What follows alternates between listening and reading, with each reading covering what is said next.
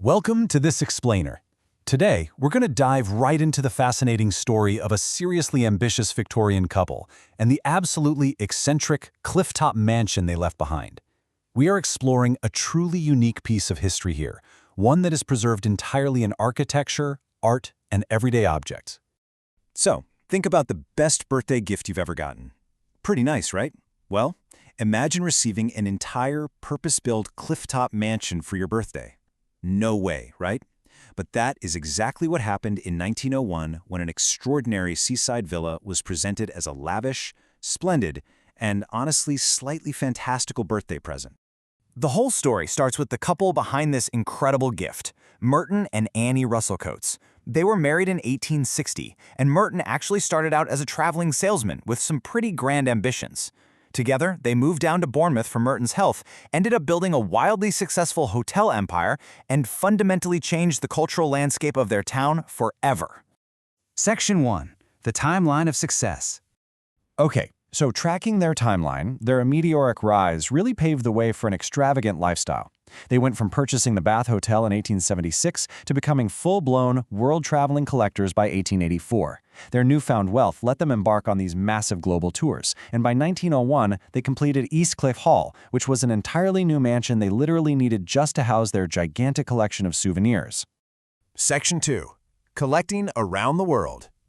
Now, as they traveled across the British Empire and beyond, these two caught a magnificent case of the collecting bug. They acquired massive hordes of items wherever they went, like incredibly detailed Japanese ceramics and fascinating Pacific Island artifacts. Their 1885 trip to Japan was absolutely pivotal, resulting in an exceptional haul of armor, weaponry, and ritual items. They spanned the globe, treating their travels as both a personal indulgence and a serious investment, bringing back art and curiosities from Australasia, the Americas, India, Egypt, and Japan. Their famous Royal Bath Hotel essentially transformed into an overcrowded museum. It actually became a celebrity attraction, drawing high-profile guests like Oscar Wilde and Sir Benjamin Disraeli. Section 3. The eccentric dream home. By 1897, having totally outgrown their hotel, Merton built Eastcliff Hall right next door. The house itself was basically an elaborate inhabitable souvenir. It's a true architectural mishmash of Scottish baronial, Italian Renaissance, and Japanese aesthetics. The main hall perfectly captures this vibe, featuring a mosaic fountain and a magnificent stained glass skylight depicting the signs of the zodiac. It was a spectacular backdrop for Merton's private tours. Section 4. Preserving the Edwardian lifestyle. Stepping inside, the house builds a perfect time capsule of Edwardian daily life and typical Victorian gender dynamics. As was customary back then, the couple slept in adjoining, distinctively decorated bedrooms. Merton's Red Room acted as this very masculine domain, rich in color and filled with Napoleon memorabilia. Right next door, Annie's Yellow Room and Boudoir were light, airy spaces adorned with delicate depictions of British flora and fauna, which really reflected her passion for natural history.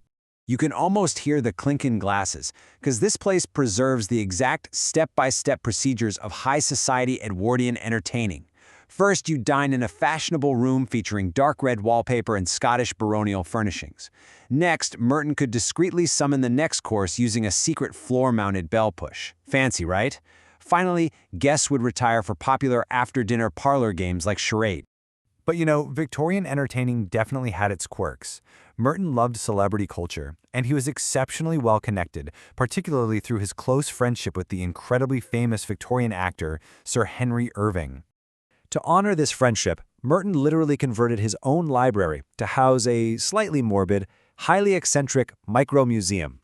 The Irving Room contains theatrical memorabilia on par with national collections, including a stage-used human skull and even the actor's actual death mask. It really shows just how deeply personal and maybe a little bizarre their collections truly were. Section 5. A lasting cultural legacy. So what happens to this magnificent, over-the-top dream home when the party ends? Well, in 1908, the couple formalized a deed of gift, turning their private sanctuary into a permanent public legacy.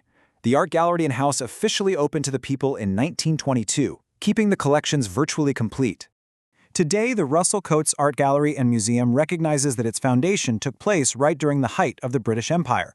The institution impartially contextualizes this legacy, working alongside an EDI focus group and community stakeholders to address issues surrounding the artifacts the couple collected. They're highly dedicated to unlocking fresh perspectives and ensuring equitable and ethical care for all these global objects. As Sir Merton himself described it, he said, "I made up my mind to construct it architecturally to combine the Renaissance with Italian and Old Scottish baronial style, a beauty spot that any English garden lover would desire."